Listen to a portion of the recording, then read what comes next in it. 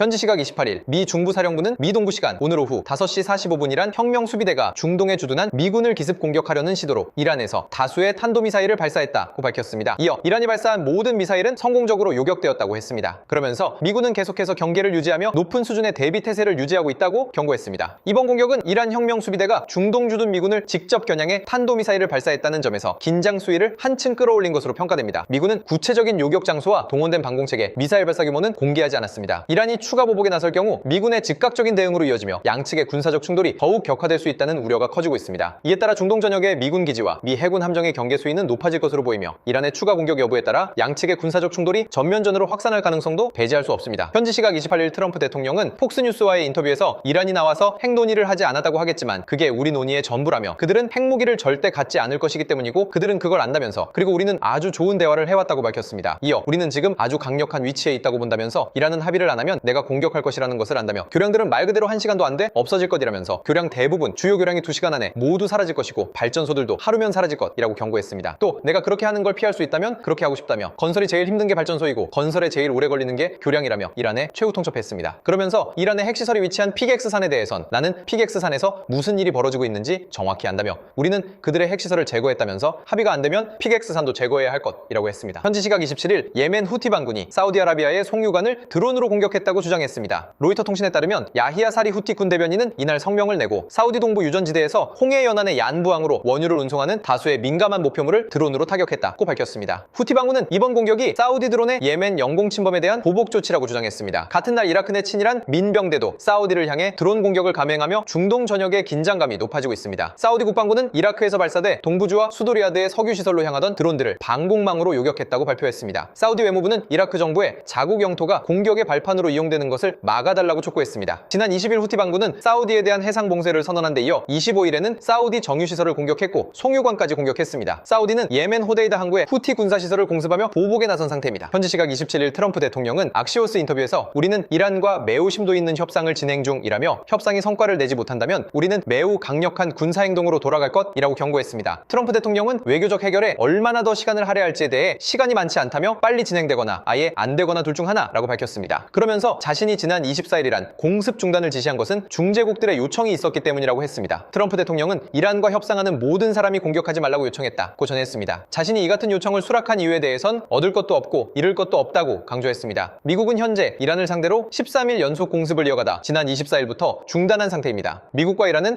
호르무즈 해협 재개방과 핵 협상 재개를 놓고 오만 등 중재국을 통해 협상을 이어가고 있습니다. 현지 시각 26일 로이터 통신에 따르면 이란은 미국이 공습을 중단한다면 자신들도 공격을 멈출 것이라고 이란의 한 고위 관리가 소식을 전해왔다고 밝혔습니다. 미군은 지난 11일부터 23일까지 13일 동안 이어온 이란 본토 타격을 24일부터 보류했습니다. 앞서 11일 미군은 이란군이 호르무즈 해협을 지나는 상선 공격을 재개하자 이란 군사시설과 핵심 인프라 시설들을 표적 삼아 대규모 공습에 나섰습니다. 댄 케인 미국 합동참모의장과 제이디 벤스 미국 부통령은 24일 백악관 안보회의에서 이란과 전면전에 들어갈 경우 발생할 위험성을 경고한 것으로 알려졌습니다. 케인 의장은 패트리어트 요격 미사일 등 방공망 자산이 급속히 고갈되고 있다며 아군 보호가 취약해질 수 있다고 지적했습니다. 브래드 쿠퍼 미국 중부사령관 역시 이미 설정한 주요 폭격 목표물 가운데 80%를 타격해 작전 효율성이 한계에 도달했다며 더 이상 공습은 무의미하다고 권고했습니다. 다만 트럼프 대통령은 합의하지 못할 경우 대규모 군사 행동을 재개하겠다고 시사해 무기 재고가 확보되면 멈췄던 공습이 재개될 수 있다는 분석도 나옵니다. 현지 시각 23일 월스트리트 저널에 따르면 미군이 최근 일주일 동안 미국 내 기지에 있던 특수작전 부대를 중동으로 이동시켰다고 보도했습니다. 중동 곳곳에 전투기 편대를 전진 배치하고 미국과 영국 기지의 장거리 폭격기도 작전 확대에 대비하고 있는 것으로 나타났습니다. 여기에 중동에서 전투 중 다친 미군이 주로 이송되는 독일 란트슈툴 지역 의료센터에는 최근 의료진 150명 이상이 추가로 도착한 것으로 전해졌습니다. 앞서 트럼프 대통령은 이란이 호르무즈 해협을 지나는 선박을 공격할 때마다 이란의 교량이나 발전소를 폭격하겠다고 경고했습니다. 이란이 핵농축용 원심분리기를 지하에 숨긴 것으로 추정되는 피객스산을 공격할 가능성도 거론되고 있습니다. 중동에는 이미 미군 수만 명이 주둔하고 있는 상태입니다. 현재 미 해군은 항공모함 전단 2개와 구축함 11척을 포함한 함정 17척, 해병대 원정대를 배치하고 있습니다. 현지 시각 23일 트럼프 대통령이 이란을 상대로 한 대규모 공격을 검토하고 있다고 밝혔습니다. 미군의 핵심 전력들이 중동으로 재집결한 가운데 장거리 전략 폭격기, B-1 폭격기까지 공습에 참여하며 이란에 대한 공세 수위가 더욱 커지고 있습니다. 특히 이란과의 전쟁이 재개된 이후 B-1이 투입된 건 이번이 처음입니다. 트럼프 대통령은 이날 악시오스와의 인터뷰에서 대규모 공격을 검토하고 있고 이전 어느 때보다 더 큰 공격이 될 것이라며 결정을 내리기 직전이고 우리는 모든 준비를 마쳤다고 강조했습니다. 악시오스는 12일째 이어지고 있는 이란에 대한 제한적 공습이 아닌 장대한 분노 작전보다 더 큰 규모의 이란과의 전면전을 준비한다는 의미라고 것이라고 분석했습니다. 실제로 이란 주변으로 미군의 군사 자산들이 재집결하고 있습니다. 미국은 독일 슈팡달렌 기지의 F-16 전투기와 영국 레이커니스 기지의 F-35 전투기, 공중급유기 등을 중동에 배치한 것으로 알려졌습니다.